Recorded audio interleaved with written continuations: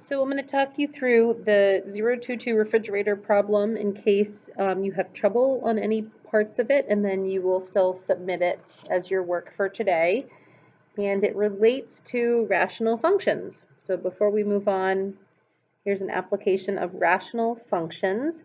And this is data from nationalgridus.com about the average monthly cost for electricity for common household appliances. So just the first thing is to take a look at, here's the average cost per month. You need to calculate the average cost per year, obviously by multiplying by 12. So you could pause the video and take a minute and generate that list for the average cost per year. That's step one. Fill in the average cost per year in the table above. So you should be all set to do number one.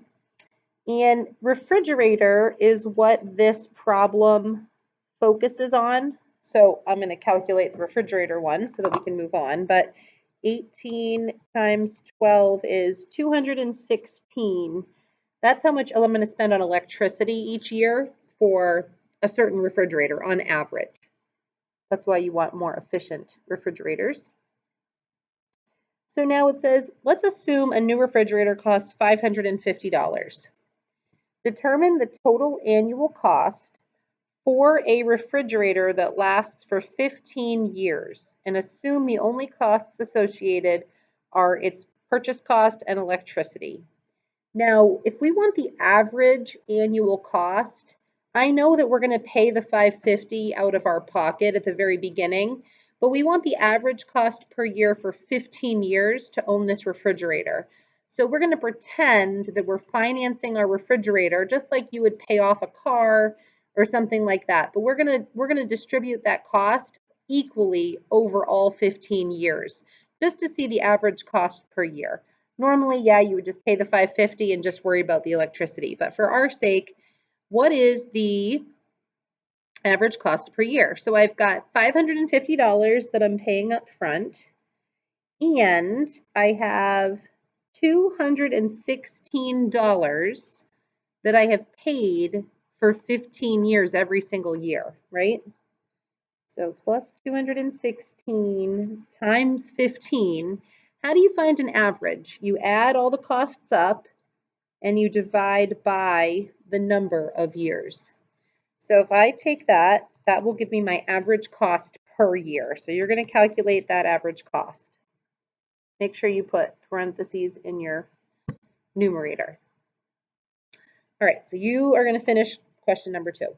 Question number 3, develop a function that gives the annual cost of a refrigerator, so the average annual cost, as a function of the number of years that you own the refrigerator. So the only way that this expression is going to change is instead of 15 years, we're going to own the refrigerator for X years. So our function is going to be 550 plus 216x divided by x. All right, so that is done. That is our function for number 3.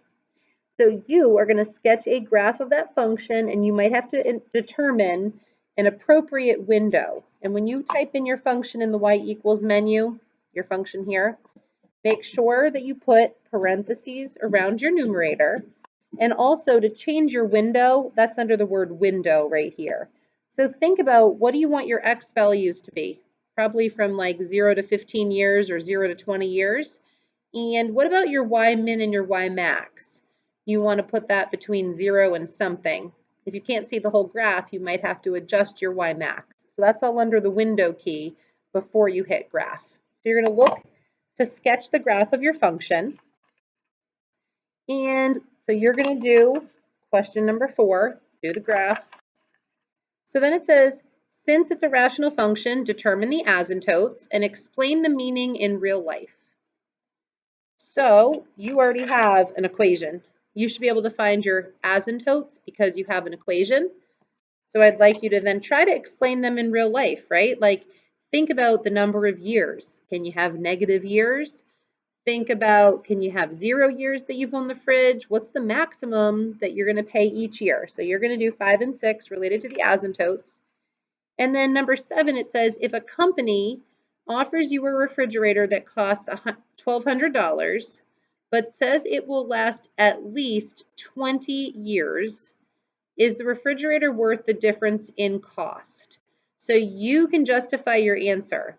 You can think about what the average annual cost will be.